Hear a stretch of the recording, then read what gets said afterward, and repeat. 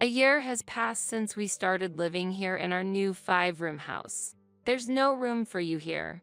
Upon returning home and storing the groceries in the refrigerator, I headed to my room, only to find my belongings nowhere in sight. Standing in disbelief, I heard my mother-in-law and sister-in-law chuckling behind me. Following my mother-in-law, my sister-in-law declared, "We'll be using this space from now on, so please leave," leaving me utterly astonished. It seems my belongings were moved elsewhere by them.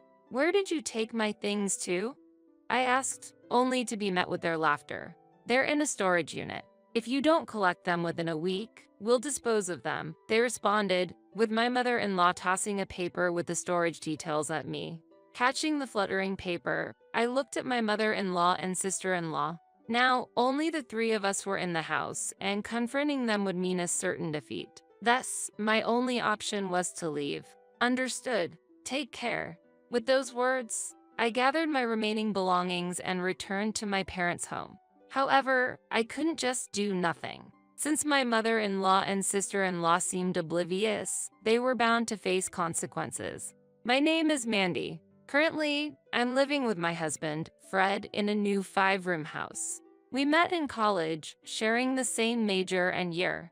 Furthermore, we were in the same literary club, which quickly brought us closer. Fred had started living alone upon entering university, and though I visited his place several times, it was always immaculate. One day, I remarked, "Your room is always so tidy, Fred.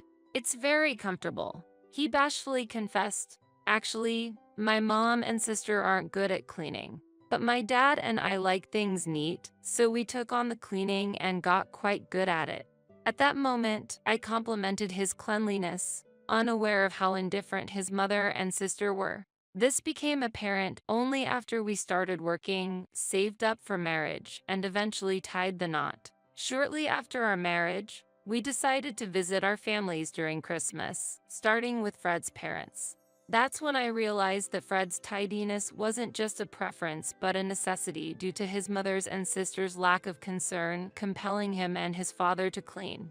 Perhaps because of Christmas, chocolate packets littered the hallway, and finished orange peels were scattered on the floor. Though I was about to say excuse me, I froze in place. Fred, equally shocked, suggested, "Let's go out for a meal, just Dad and us." He proposed visiting a friend's restaurant that was open during Christmas, taking his father and me there. The three of us enjoyed a delicious meal, momentarily forgetting the state of the family home. Unexpectedly, my mother-in-law and sister-in-law, Amy, showed up at the restaurant, questioning, "Why did you leave us behind?" "That's cruel." Fred, visibly upset, retorted, "We didn't invite you to. Besides, how can you be okay with such a dirty house?" The two women exchanged glances. Their glamorous attire starkly contrasted the cluttered hallway, so I pondered how they could be so meticulous about their appearance yet neglect their home's cleanliness.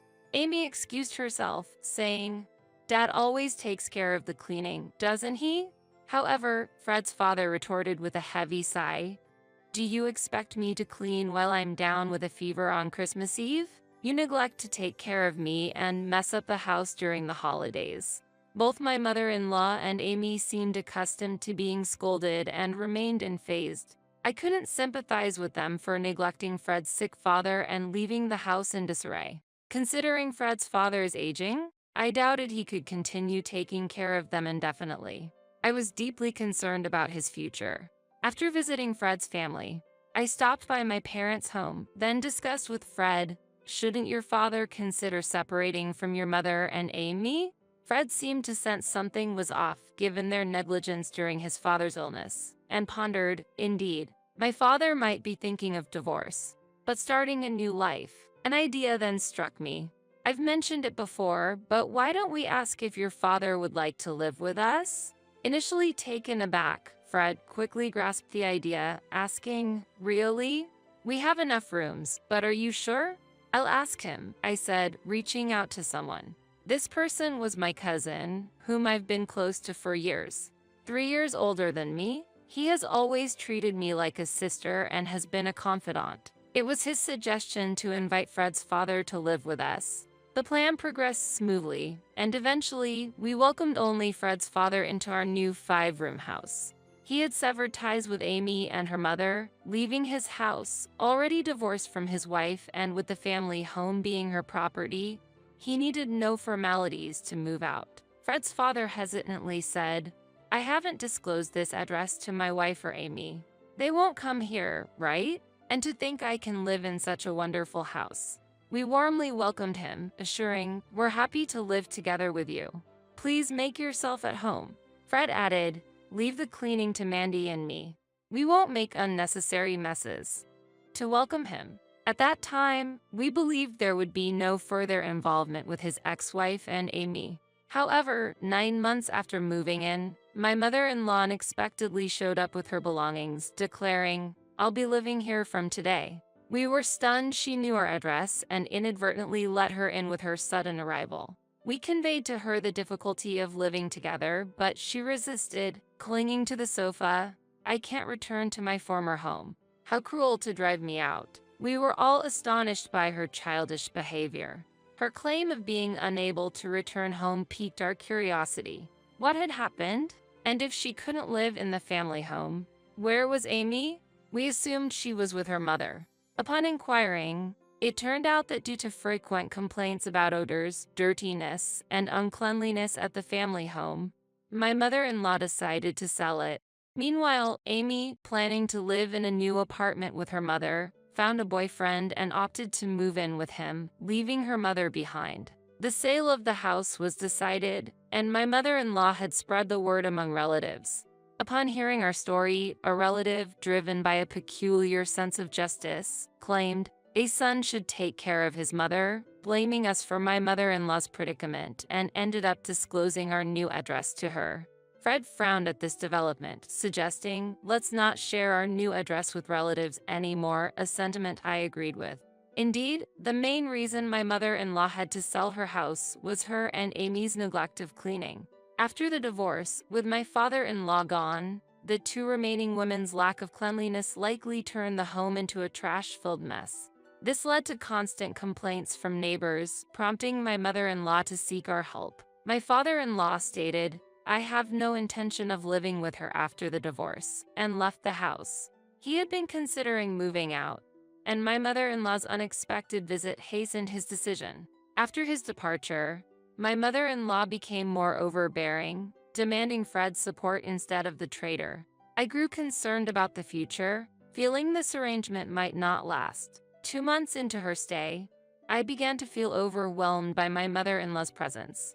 She would boast on the phone to Amy, "I'm living comfortably here with 2 cleaners at my service. It's great without that man." Amy's reaction was unclear, but it was evident that my mother-in-law looked down on us. She didn't contribute to household chores or finances, and referring to us as cleaners was unacceptable. I couldn't hide my irritation and asked my mother-in-law, "Perhaps it's time you start doing something new?" She was taken aback, responding with a perplexed "What?" For her, the sudden critique from someone she looked down upon as a mere cleaner might have wounded her pride. She aggressively replied, "What do you mean? I am your husband's mother. Fred, as my eldest son, has a duty to support me. As a daughter-in-law, you should care for and assist me." But I was not one to back down easily. There's no law mandating an eldest son to take care of his mother. You've divorced your husband and lived with Amy. Since Amy has always been by your side, it's natural for you to live with her. If that's difficult, you should consider living alone. You're still healthy and have enough energy to shout, I counted. My mother-in-law's face turned red with anger. My advice, from someone she deemed inferior, infuriated her further. 3 months after her move-in and a year since we bought our new 5-room house, my mother-in-law took an unbelievable action. Returning home and storing groceries, I found my belongings missing. Behind me, my mother-in-law and Amy chuckled. "There's no room for you here." Following my mother-in-law, Amy declared, "We'll be using this space from now on, so please leave," leaving me utterly astonished. It seems my belongings were moved elsewhere by them. "Where did you take my things to?" I asked, only to be met with their laughter. "They're in a storage unit. If you don't collect them within a week, We'll dispose of them, they responded, with my mother-in-law tossing a paper with the storage details at me. Catching the fluttering paper, I looked at my mother-in-law and Amy. Now, only the three of us were in the house, and confronting them would mean a certain defeat. Thus, my only option was to leave. Understood. Take care. With those words, I gathered my remaining belongings and returned to my parents' home. However, I couldn't just do nothing. I immediately reported the situation to Fred, who was just as shocked, exclaiming, "What the heck?" Lately, we had been discussing how to get my mother-in-law out of the house when she wasn't around, but I never imagined I would be the one getting expelled. I've reached my limit, so I'm going to take some drastic measures. Are you okay with that, Fred? I asked. He sighed. Yes, that seems best. Both Mom and Amy have gone too far. It's time they learn their lesson, he agreed. Having received Fred's consent, I immediately contacted my cousin, whom I used to communicate with before moving to the five-room house. This cousin was overseas, but after catching up and explaining the situation to him, he became as indignant as if the mistreatment I received from my mother-in-law and Amy was directed at him. What are they thinking? Using the house I lent to you for their nonsense. Unacceptable. As the owner, I'll kick them out. The house we were living in wasn't in our name but was actually owned by my cousin. Owning a house had been his dream for years, which he finally realized a year ago. However, he had to move abroad for work, leaving the house unoccupied. He offered, "Could you look after the house until I return? I'll make the rent cheap." Eventually, to avoid the hassle of monthly payments, we paid 3 years' rent up front. Thus, saying we bought the house wasn't entirely false. Unaware of this, my mother-in-law and Amy kicked me out. My cousin, who cherishes me like a sister, would not overlook this. Though he was supposed to be overseas, the next day, about 10 robust men visited the house, causing my mother-in-law and Amy to tremble in fear. "Why are you trespassing? Is this because of Mandy? I'll call the police." My mother-in-law screamed, but one man stepped forward. "The owner of this house isn't you. Let me make it clear. This house is owned by Mandy's cousin, and while he's abroad, Mandy and her husband were just managing and living here. You have no right to be here," he bellowed. My mother-in-law was terrified, but Amy defiantly asked, "What about our father then? He lived here too." The man snorted. "We had confirmation from Mandy before letting that man stay. No such confirmation was given for you two." Dismissing them, without a chance to argue back, the men promptly evicted my mother-in-law and Amy. After I was expelled, they had celebrated, leaving the house in a mess. The men threw their belongings outside and yelled, "This mess is your fault," forcing them to clean up. And accustomed to cleaning, my mother-in-law and Amy were constantly reprimanded by the men. Eventually, they were warned, "You've complained about the house. There are damages on the walls and floors. Why is the kitchen so scorched? We'll be demanding compensation, so wait for our contact." We had taken photos of the house's condition right after my mother-in-law arrived, so we could prove which damages were their fault. They must have known they were responsible for the mess. After being evicted and faced with a compensation claim, my mother-in-law and Amy reached out to me and my cousin, the house owner. After spending a day cleaning, they stayed at a relative's house and finally contacted me the day after next. But far from showing remorse, they were still aggressive, accusing, "Why didn't you tell us from the beginning? If you had informed us first, this wouldn't have happened." I sighed deeply. Everyone in the room could hear as I put the phone on speaker mode. Internally, I thought, these people never learn, and said, "Mother, there's someone here who wants to talk to you," handing the smartphone to my cousin who had unexpectedly returned from overseas. My cousin, with a stern voice over the phone, said, "What kind of attitude is that? You trash my house and still speak like that. It seems the lesson with my former rugby mates wasn't enough for you," he told my mother-in-law in a grave tone. My mother-in-law, not expecting my cousin to be nearby, was shocked and then consistently begged for the compensation to be waived. However, my cousin dismissed her, saying, "You're an adult. You need to take responsibility for your actions," and hung up the phone. Since my cousin has no immediate plans to return to the US, he decided to sell the 5-room house after getting it cleaned. My mother-in-law and Amy paid the cleaning and inconvenience fees, which was a significant burden for them as they were unemployed and working part-time respectively. Then Amy turned to her boyfriend for help. Well, it seems Amy had unilaterally ended things with her boyfriend's family due to incompatible values and showed up at our place. But since she had no money, she had no choice but to rely on him. As a result, after helping with the money, he demanded, "Since I helped you financially, become my wife and bear my children." Amy had no choice but to marry him. And it seems my mother-in-law put her to work at their home. It's a terrible situation, but neither Fred nor I have any intention to help. As for us, the construction of our new home that we had been planning since living in my cousin's house is complete, and we've finally started our life here. We haven't shared our address with relatives, so there's no worry about my mother-in-law or Amy showing up unexpectedly, and we're enjoying peaceful days.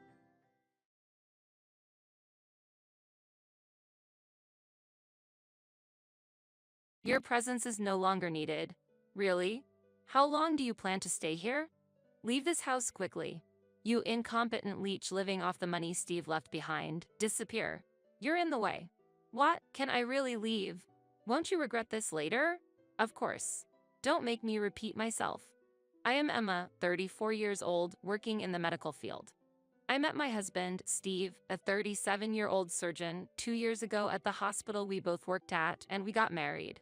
Upon marrying, I quit my job to focus on being a homemaker as per my husband's wish. Currently, I am 5 months pregnant and suffering from severe morning sickness. My husband is a respected surgeon, admired by his peers for his skill. He is kind, gentle, and loved by patients and hospital staff alike. Our marriage is strong, and he is incredibly supportive, actively helping with household chores without a single complaint. Despite his demanding job, his dedication to our family is something I am deeply grateful for. The only concern I have is related to my in-laws.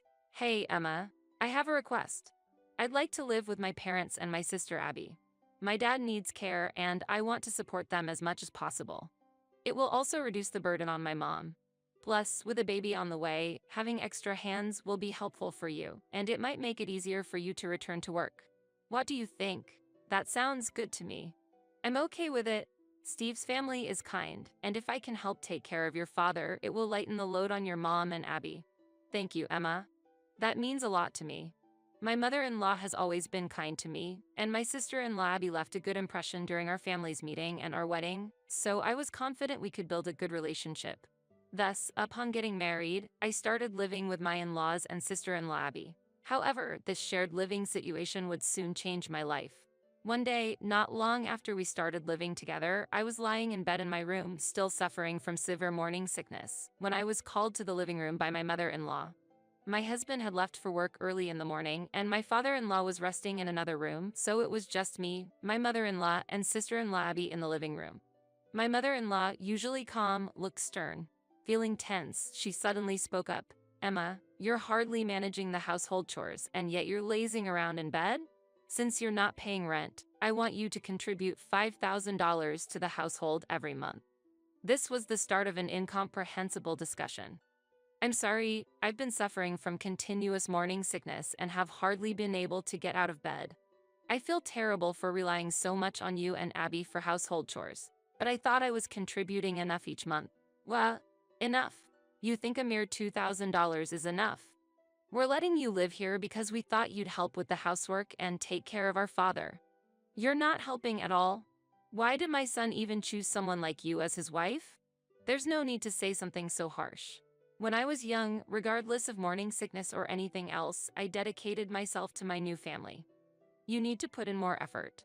And I'm tired of taking care of that man. That's why I suggested to Steve that we all live together. Steve is a doctor, so $5,000 a month shouldn't be a big deal, right? Well then, I'm counting on you. We're going out for a bit, so take care of the housework and take care of our father. Useless sister-in-law. Saying this, the two of them left. I was shocked by their sudden change of attitude, as I thought we were getting along well. Despite not feeling well, I couldn't just sit around. So I managed to suppress my discomfort from the morning sickness and started cleaning, doing laundry, and preparing meals for my father-in-law. My father-in-law, though unable to move his lower body, did not show signs of dementia and communicated well. He seemed to feel guilty about me taking care of everything alone, especially considering my pregnancy. I'm truly sorry that you have to take on everything, Emma. Considering the baby and your own health, I wish it wasn't so burdensome for you. It's okay. Steve is very supportive, so I don't feel burdened at all. Besides, I enjoy the time I spend talking with you.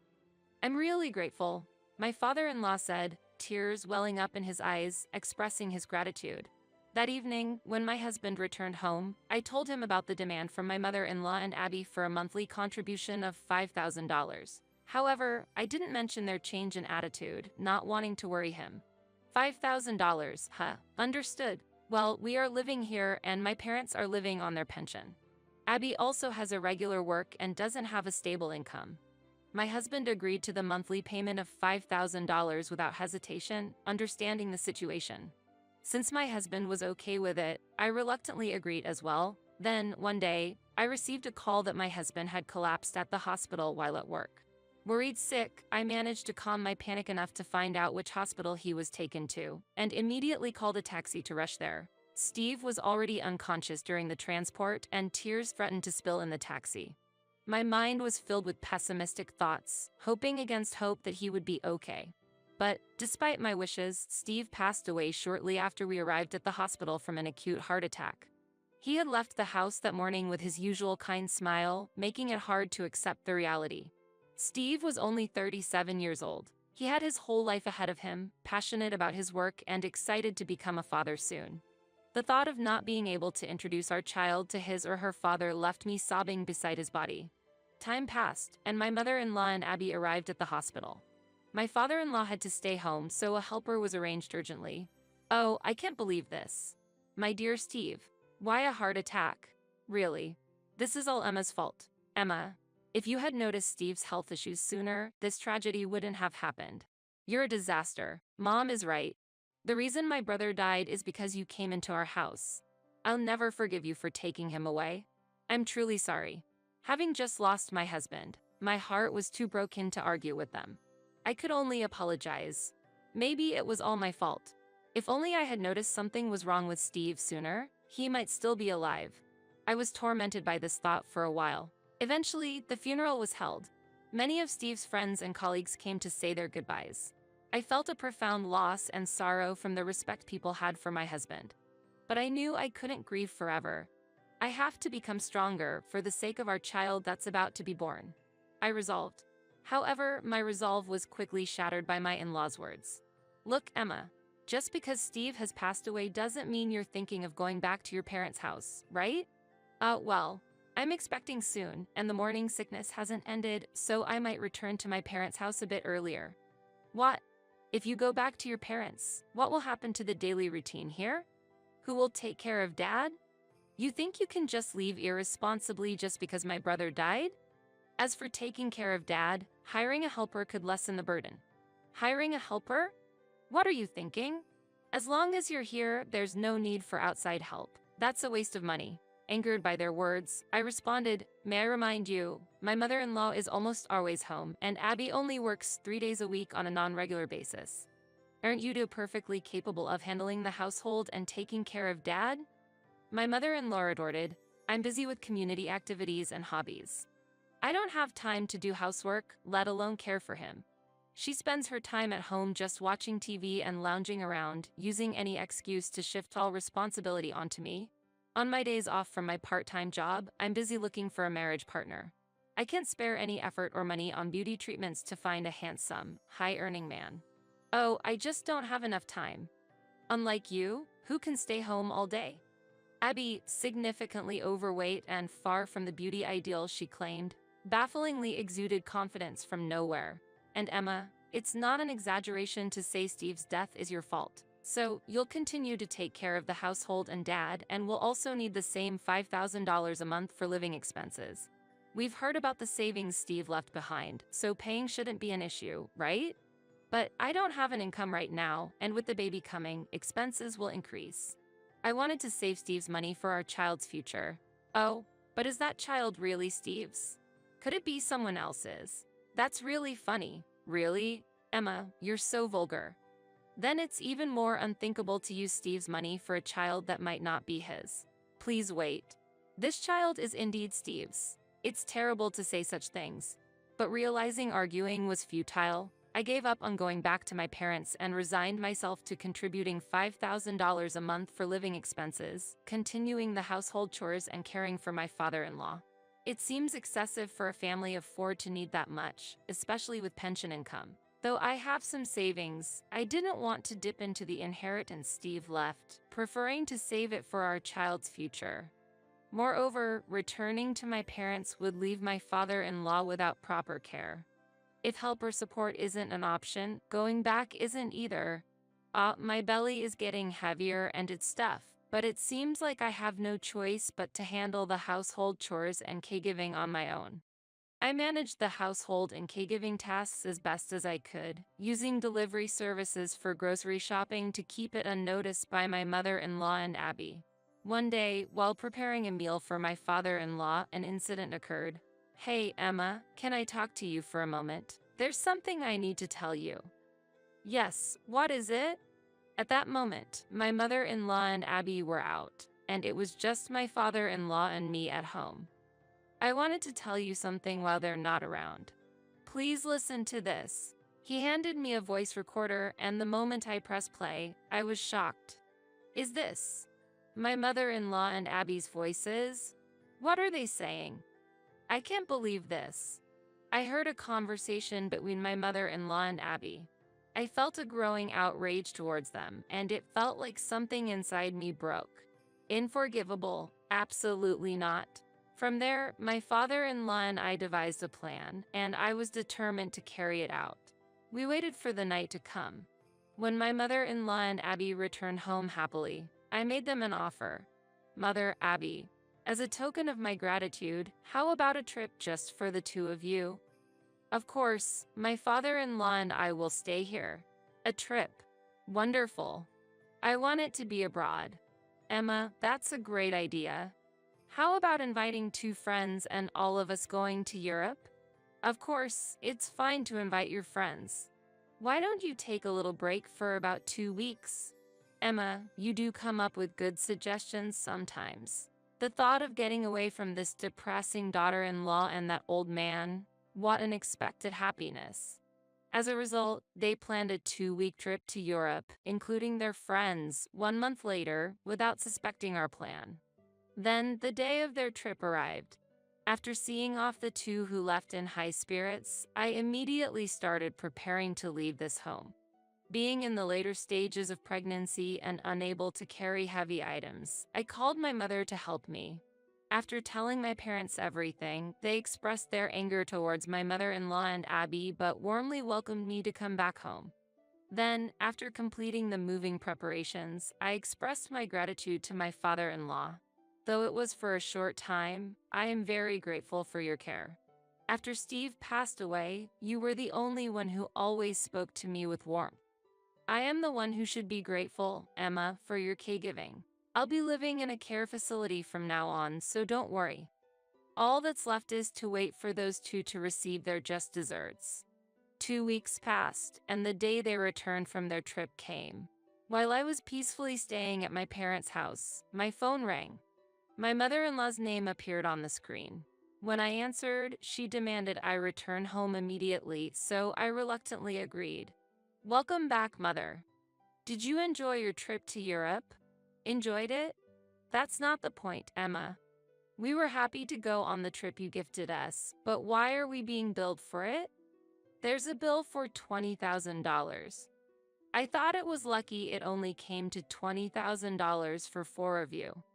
I was expecting it to easily exceed $30,000 with such luxurious accommodations."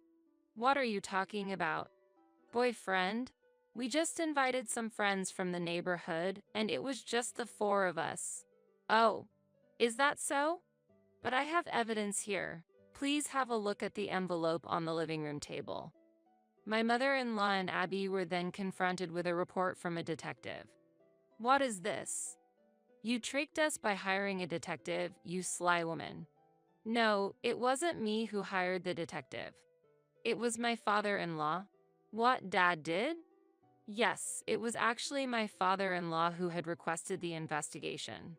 One day, he grew suspicious of my mother-in-law and Abby's behavior and installed a hidden microphone in the living room to eavesdrop on their conversations. Listen, Mom. Last night, I went on a date with a charming man who earns over $1 million a year. He's married, but he showed a lot of interest in me and came on to me strongly.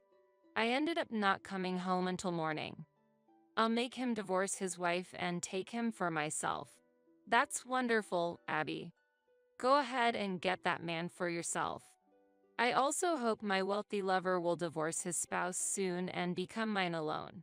Then, eventually, we'll leave this place and start a luxurious life. In fact, they were involved with married men and planning to leave my father-in-law behind and move out of the house. Furious with this revelation, my father-in-law and I planned the trip as a strategy. He expected them to bring their affairs along on the trip and hired a detective to investigate during their absence. The investigation revealed that the friends accompanying my mother-in-law and Abby on the trip were, in fact, their extramarital lovers. Well, now that it's out, there's nothing else to do but to give up. I'm going to divorce your father and kick that man out of the house. And you, Emma, are no longer needed here. Really? How long do you plan to stay? Leave this house immediately. Leave, you worthless person living off the money Steve left behind. What? Can I really leave? Won't you regret this later? Of course. Don't make me repeat myself. Also, regarding the cost of the trip, you will be bearing it yourself. While I suggested the trip, I never mentioned it would be a gift. Humph, if it's about $20,000, I'll just have my wealthy lover pay for it. Is that so? Additionally, my father-in-law has already moved to a facility. Thank you for everything. Goodbye, and please do as you wish. Thus, I returned to my parents' home, feeling refreshed. After spending some peaceful time at home, one day, my mother-in-law and Abby unexpectedly showed up at the entrance. Emma, we apologize for our behavior up to now. Please come back, sister. I sincerely apologize for everything I've said and done. We really want you back. Oh, what brings both of you here? Why has it come to this? Our relationships outside were exposed, and the spouses are demanding a large compensation from us. I live on a pension, and Abby is in irregular employment with little savings. We don't know how to handle this. In fact, my father-in-law had sent the detective's report to the families of the lovers, resulting in a massive demand for compensation from them. Additionally, they were being sued for compensation for infidelity by my father-in-law as well. Moreover, we haven't settled the $20,000 for the trip yet. Could you possibly share Steve's inheritance with us? I categorically refuse. You treated me like a servant all this time. I cannot forgive you. Besides, the monthly living expenses of $5,000 were being paid out of my own savings, not from Steve's inheritance. What? You had that much in savings? I thought you worked in medical administration at a hospital. No, my daughter is a distinguished doctor at our hospital. My father, who is the director of a large hospital, appeared and informed them of the reality. Yes, I am his daughter and was working as a surgeon, recognized for my achievements and expected to succeed him as the director of the hospital. Steve and I were united by a romance that began at the same workplace. Recognizing the situation, my mother-in-law said, "Then, all the more reason we want you to come back, Emma. The future director of the hospital, please save us from our plight. We're going to suffer under debt. Please help us." Sister-in-law, they pleaded with tears. However, I firmly refused and securely locked the door. The commotion led to a neighbor calling the police, and they were eventually taken away in a police car. Later, my mother-in-law and Abby were demanded to pay compensation by the spouses of their lovers. My mother-in-law also had to pay compensation to my father-in-law. They were also reminded to pay for the trip, resulting in significant debt. The scandal spread throughout the neighborhood, forcing them to move. They now live in a small apartment, juggling multiple jobs to pay off their debts. A deserved outcome.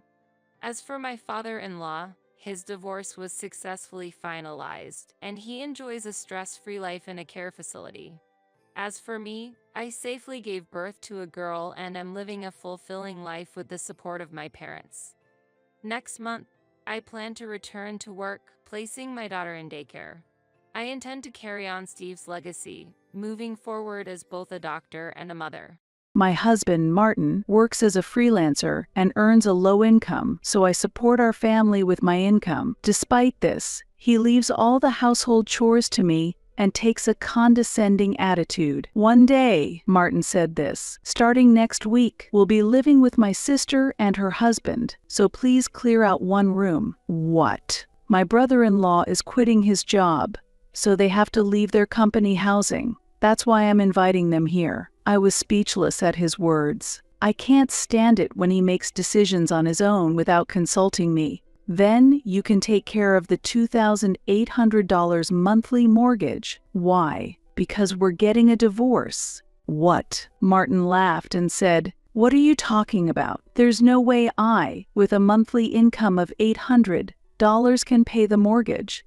You'll have to pay for it. My sister is really looking forward to living with Lane. I'm also excited to live with my sister again." I felt angry that Martin was moving the conversation forward on his own. If he likes his sister so much, he can live with her alone. But I will firmly refuse. Watch me, I won't let you do whatever you want anymore. My name is Rachel, and I'm 45 years old. 10 years ago, just before getting married, my engagement was broken off, and I was feeling down. Martin, who was a colleague at the time, comforted me, and that's how we started dating. The following year we got married, and soon after we had our son Lane. I love my job, and after parental leave, I returned to work full-time. If both of us worked, we could save enough for Lane's education and our retirement. That's what I thought. But then Martin was transferred from the parent company to a subsidiary because of a mistake at work. Unhappy with this, he quit the company and chose the path of non-regular employment. His income has been reduced to a quarter of what it once was, but I thought I could make up for that by working more, so I reconsidered my situation positively. My real problem is not Martin's salary but his sister, Margot. Martin's family runs a general goods store in a shopping district, and Margot, busy in place of their parents, has been taking care of Martin. She was effectively a parent to him. Therefore, even after getting married, she still loves Martin more deeply than her own parents, frequently contacts him, exchanges messages, and shows up at our house every 2 weeks without notice. Each time, I am perplexed and annoyed, yet I find it hard to simply send her away. The issue is that recently Margot's attention has shifted from Martin to my son, Lane. Previously, she forcefully showed me a family album she cherishes, and I was surprised to see how much Lane, as a young child, resembles Martin at that age. Margot has been beautiful even at her age of 53, and when she removes her flashy makeup, she looks similar to Martin. Despite her well-kept appearance, she seems inwardly disappointed by Martin's transformation into a middle-aged man with a beard, but she is very pleased because her nephew is increasingly resembling her younger brother as a child. Therefore, when she arrives unannounced and Lane is not home, she is clearly in a bad mood. Lane is still at soccer practice at this time? He's only 9, poor thing, she says, sitting on the sofa in a frilly, lace-adorned dress, her pink lips pouting in dissatisfaction. "It was recommended by a friend, and it's only 6 p.m. I responded. A third grader should be in bed by 8 p.m. That's not possible, he has homework. Kids these days are busier than in the past. Margot has a condition that makes her infertile, and after several years of trying to conceive, it seems she gave up. So I understand she's not familiar with modern parenting, but she frequently interferes otherwise, and she usually visits during dinner time. Her husband is away on business, and she targets our home to have her meals. And almost invariably, she criticizes the cooking. Ah, sweet and sour pork with bean sprouts and ham salad? I would use cucumber and pickled mustard plants, she says. My sister is good at cooking, that's for sure. This is tasty, but it could use a bit more salt. I'll eat it since it's a shame to waste. And on another day, the chicken breast is dry and hard to eat. Really? Is that so? Yes, it's always like this. This meal is like something a kindergartner would make. Martin laughs as he says this, and I feel irritated with him in my heart. I don't want to hear that from someone who has never cooked. If it were me, I'd moisten the chicken with water or wine before cooking it. I've tried that. Then, it must be your cooking skills, Rachel. Hopeless. Margot and Martin burst into laughter together. After finishing the meal, they make unnecessary comments. Rachel, since Martin is letting you eat with him, you should think more about nutrition when you prepare meals, right, Martin? Yeah. Martin, sitting next to me, gives an awkward smile, seemingly embarrassed. You may not know this, sister-in-law, but actually, I'm the one supporting Martin. And when Lane returns, Margot starts making a fuss. Lane, it's been a while. Show your face to Auntie. Ah, you really do look just like your dad when he was young. You'll definitely be handsome in the future. What about becoming an idol? No, I'm going to be a soccer player. Ah, what a waste. Have you grown taller? Your skin is smooth, your eyelashes long, and your hair silky. Very nice. Margot keeps touching Lane's face and hair, and Lane, with a forced smile, looks at me, unable to hide his discomfort, seeking help. I was washing dishes, but I wiped my hands and rushed over to pull Lane away from Margot. Please stop, sister-in-law. Lane is uncomfortable. It was just a little touch. That should be okay, right, Martin? Yeah, let her touch him a little. She doesn't have kids of her own, after all. Martin casually remarked while fiddling with his smartphone on the sofa. My heart is filled with irritation. Lane is not a toy. I think he's cute too, but I wouldn't force myself on him. That's separate from this. Please stop, as he clearly doesn't like it. Lane, you don't really mind, do you? When you put it that way, he can't say no. Sister-in-law, if you don't change your behavior, we won't be able to let you see him. You're stingy. Fine, from now on, I'll just look. Margot reluctantly agreed, and I breathed a sigh of relief. However, our home's troubles didn't end there. The other day, unexpected overtime came up, so I called Martin during my lunch break. Sorry, please eat the leftovers in the fridge with Lane. Okay, got it. But when I got home, Lane immediately ran up to me. Mommy, I'm so hungry. What? Haven't you eaten yet? Confused, I was met with complaints from Martin, who was lounging on the sofa. There's no food. What about the frozen rice and the ready meals? I don't want to eat unless it's freshly cooked. He said that arrogantly, clicking his tongue at the meat and potatoes I had prepared. I don't want to eat leftovers from yesterday. I'm going to buy a hamburger. Then he grumbled at me unhappily. If you can't prepare a meal, don't work overtime. Sometimes you could cook too, Martin. He responded with displeasure. Ha. Housework is a woman's job, but your cooking is a disaster anyway. Have you forgotten? I picked you up when you were looking so unattractive. I felt pity because no one else would have married you. Martin looked at me with a malicious smile. You could never be grateful enough to me, could you? I was angry but held back my response because Lane was nearby. It's always the same. Whenever we argue, he claims he has saved me as if he's done me a favor. Indeed, Martin did rescue me from a terrible situation. However, now he is just a part-timer with a minimal income, relying on my salary, dumping all the housework on me, and acting arrogantly. Will I continue to be looked down upon like this? That night, as I watched Lane's innocent face while he slept, I pondered deeply. A home where the father belittles the mother is not good for the child. Should I consider a divorce? But I worry that Lane is attached to Martin because I am busy. That's why I hesitate to take his father away from him. Then one day, after Lane had gone to bed, Martin suddenly spoke up. Starting next week, we'll be living with my sister and her husband, so please clear out one room. What? Stunned, I stared at him as he continued. Not what, just make sure it's done. I haven't heard about this. That's why I'm telling you now. Martin was somewhat irritated as he said that. My brother-in-law has to quit his job and leave their company housing. That's why I'm inviting them here. I told them they could stay as long as they like. I was shocked. What was he thinking? Proceeding with things without my permission. I forced a smile and said to Martin, "Then you can take care of the monthly mortgage of $2,800. Why? I'm getting a divorce. I've already been discussing it with a lawyer." What?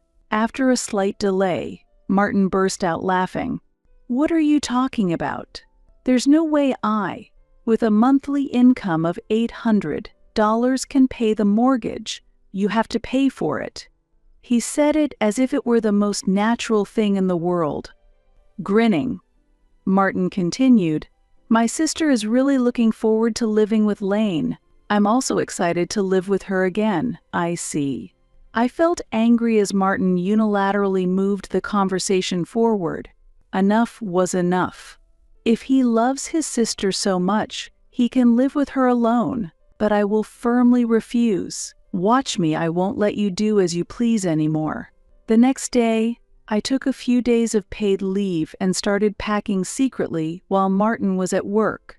I contacted my parents and discussed whether I could temporarily take refuge at their home, revealing Margot's excessive attachment to Lane, which angered them more than me. Is she treating our precious grandson like a pet? She really is a creepy person. We can't leave you in that situation. Come back home. Thank you. And sorry for the sudden news. When I decided to divorce and told Lane, he asked anxiously, "Can I go with you, Mom?" "Of course, honey. We'll be staying at grandparents' house for a while." I'm happy. I love Grandma and Grandpa. After hesitating for a moment, I asked Lane, "We might not see Daddy much from now on. Is that okay?" "It's okay. Daddy doesn't play with me anyway. And when I talk about school, he just answers without really listening, so it's not fun." "Really? Is that how it has been?" Surprised by my response, Lane continued to express his dissatisfaction. Even when he took me to the park, he would just sit on a bench and play with his smartphone. I wanted to play catch, but he would always say, "I'm busy. Play by yourself." I was envious of other dads. I didn't know that. While Martin did take Lane to the park on holidays, it allowed me to finish chores and shopping, and I thought they were enjoying their time together since he took outdoor toys with them. If he's not fulfilling his role as a father either, then there's no reason to stay with Martin. Fortunately, my parents live in a nearby town, so Lane can continue attending the same school and go to his soccer classes, which is a relief. I moved to my parents' house, transferred the house title to Martin, updated the address, and picked up the necessary divorce papers from the local office. The divorce process involves not only signatures but also the division of shared assets. We'll need to determine the house's sale price and split the amount left after paying off the mortgage evenly between Martin and myself. Furthermore, we need to discuss and decide on the amount of child support for Lane. A lawyer familiar with divorce, who was a friend of my father, would meet with me on my day off for consultation. After moving out, one day while heading home from work, I was shocked to see an unbelievable number of missed calls and messages on my phone in just a few hours. The voicemail left by Martin was pitiful. "Rachel, the bill for the house mortgage of $2,800 came. Didn't I say I can't pay it?" Sighing, I drove toward the house. Although he sounded almost tearful on the phone, Martin was as arrogant as ever when I met him. "Hey, Why is the house mortgage billed to me? Isn't this house in your name? Before I could even sit down on the sofa, he started yelling. Yes, it's in my name. But you decided on your own to let your sister and her husband live here. Of course. This house is mine too. What's wrong with living with family? We should help each other in times of need. Then I'll call my parents to come live here next week. They are getting old, and I'm worried about them. That's okay, right? Martin's eyes widened in anger. What are you talking about? That's impossible. I absolutely won't allow your parents to live with us. See, Martin? You react the same way I do. Martin looked displeased by my words. Even so, to want a divorce for that reason, isn't that too arbitrary? We have a child. You'd be taking his father away from him. I've endured a lot too, and I've thought carefully about Lane. But I can no longer tolerate your arbitrary attitude, I responded in a calm voice. Anyway, I've already left the house. So transferring the house into your name is the natural next step. You left without my permission, isn't that crazy? I'll forgive you now, so come back quickly with Lane. Without permission? The irony almost made me laugh. After a silence, Martin lowered his voice. Hey, aren't you misunderstanding something? What? Nobody told you to leave. Suddenly showing a sweet smile, Martin softened his tone. My sister didn't mean to drive you out.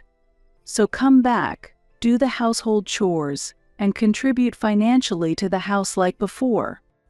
2 more people won't make much difference. We have spare rooms, after all. The house does have spare rooms, that's true. Right? It's only sensible to use them effectively. But the mortgage of $2,800 is a bit too high, isn't it? Watching Martin shrug, I replied with a mixture of astonishment and annoyance. That high mortgage was your doing. What? Is it my fault? I said a prefabricated house with a garden would have been enough.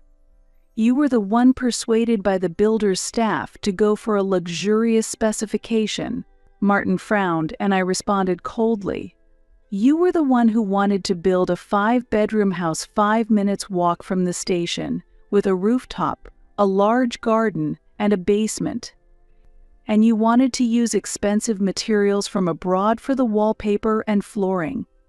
It's only natural that the mortgage would be high with all those specifications. Sure, but, I had to do that much to brag to my colleagues and subordinates. Martin spoke with an air of arrogance, as if it were the most natural thing. I was able to take out that loan because I was a chief at a major company. Yes, that's true, but within less than 2 years you were transferred to a subsidiary, and then you became a freelancer. When your salary decreased, I had to switch from part-time to full-time to pay for that house's mortgage. Family supports each other, that's normal. Without showing any gratitude, Martin haughtily retorted. So, letting my sister and her husband live with us is also normal. And yet, you're against it. You really are a cold person. My anger peaked, and I raised my voice. So, when is your brother-in-law planning to find a job? And your sister is going to start working too, right? How am I supposed to ask them that? I should just take care of them forever. Martin replied casually. Obviously, you should provide all the money for the house. As a housewife, you should be able to manage that much. Think of it as returning the favor for everything my sister has done for me.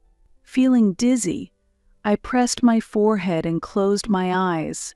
You might have been taken care of by her, but to me she was just being snide. She's always been so fond of Lane, that's strange. Martin laughed mockingly.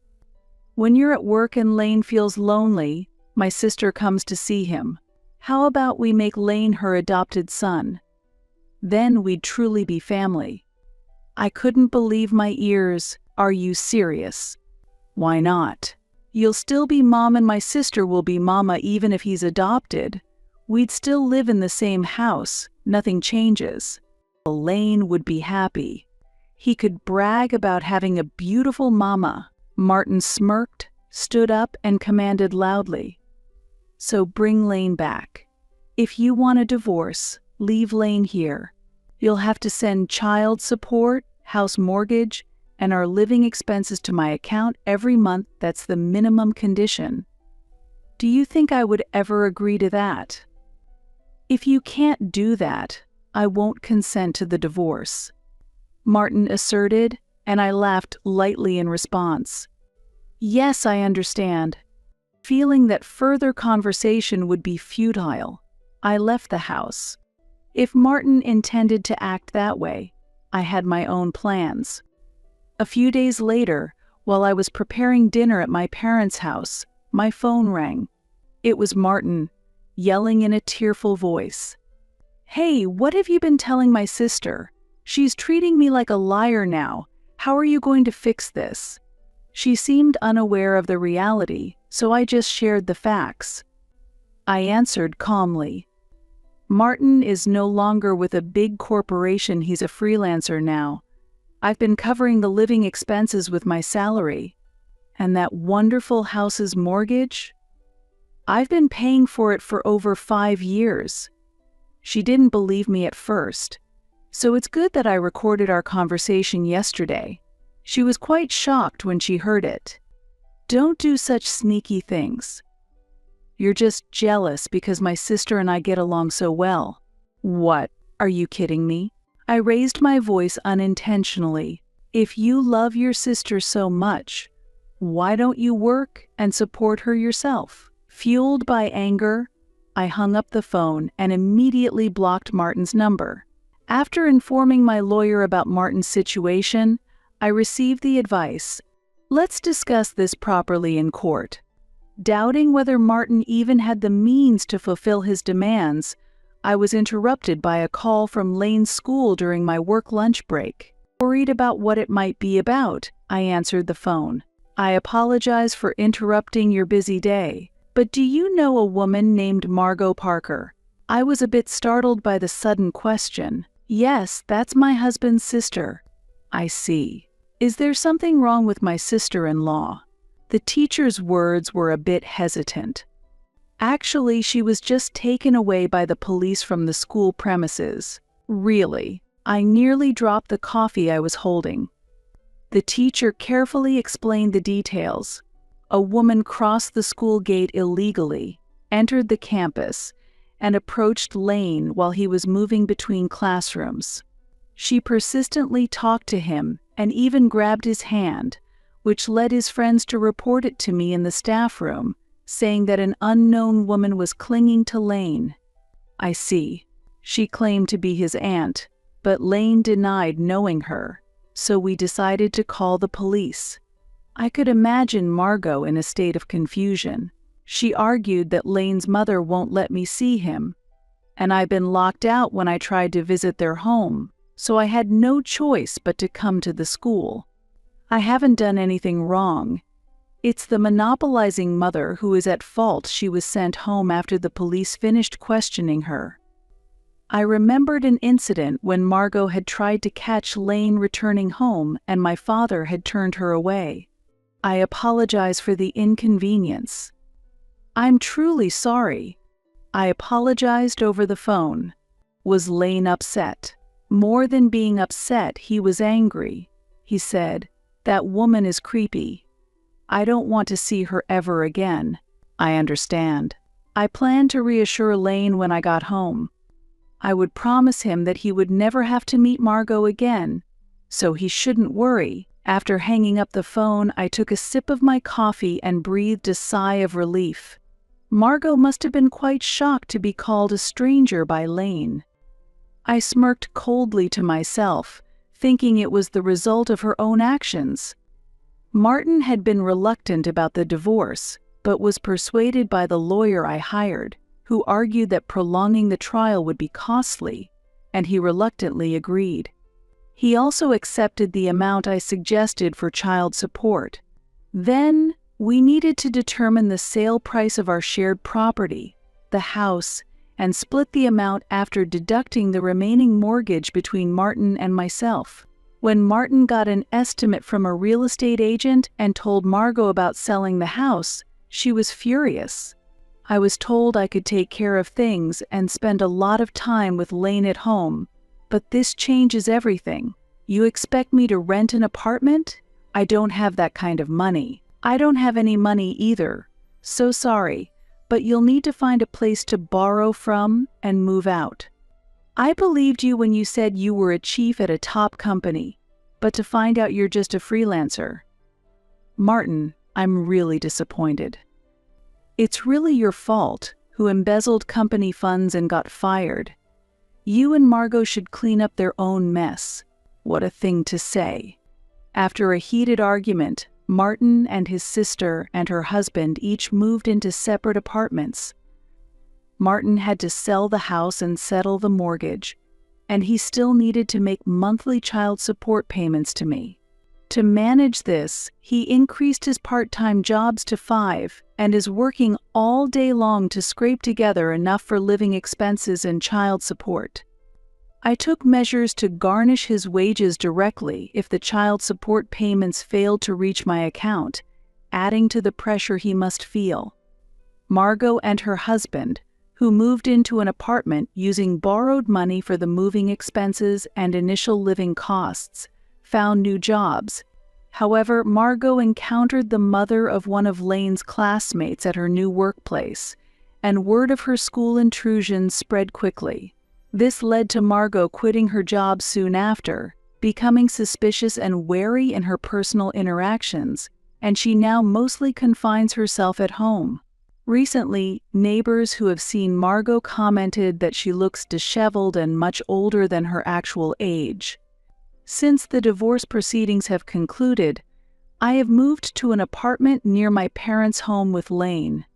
When sudden overtime or weekend work arises, my parents take care of Lane. Lane has always been fond of his grandparents, and they adore him, so I can trust them completely. I am freed from the worries of Margot suddenly visiting or seeing Martin sloppily lying on the sofa while I do the chores, and the new life feels refreshing. I am open to Lane meeting with Martin whenever he wishes, but Lane has grown disenchanted with Martin and shows no interest in seeing him, so it is uncertain when this might happen. With the absence of his father, my parents and I pour our love into Lane, dedicated to supporting his growth.